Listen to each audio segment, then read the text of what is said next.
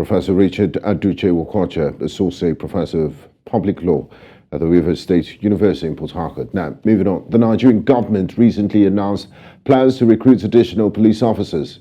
As good as this sounds, critics argue that increasing numbers alone will not solve deeper line issues facing the police force. They say training in human rights, community policing, and rule of law is key, along with adequate funding and equipment. They believe would help bridge trust issues between the police and citizens and consequently boost internal security operations in the country. News Central's Niyi Omoniyi provides further details. With a population of over 200 million people, Nigeria's current police strength is just over 370,000 officers, which amounts to an insufficient ratio of 1 police officer to about 600 citizens. The UN recommended ratio is 1 police officer to almost 450 citizens. Now, plans are underway to increase the force strength. They're having a target of about 650.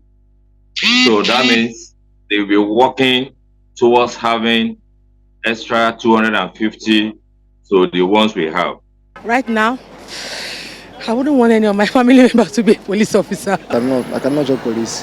At my age, if I'm chanced, I will still work for them, and it's not a bad thing, sincerely, it's not. An international index rated the Nigeria police force as having the poorest ability globally to address domestic security challenges. The key question rising from this is whether the challenges stem from a lack of resources or effectiveness in operations. The quality of police you have is a determinant of the quality of life and the quality of leadership in terms of our government.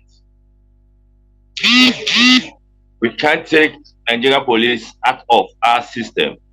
So you have people who are neither motivated by the need to work in law enforcement or any other thing, but because they just want to get in there and survive, and so you will not necessarily get the best from them.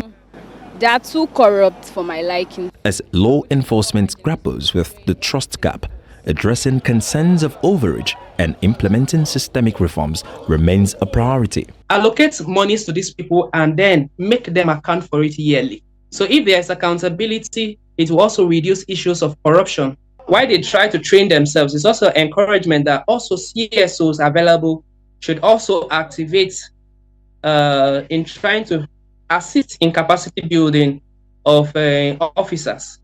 And until the government solves this type of issues, we'll just be talking, to just be a talk show.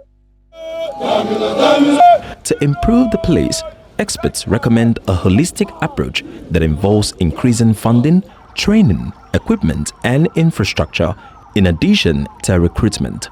Niyi Omoniyi, reporting for News Central Lagos.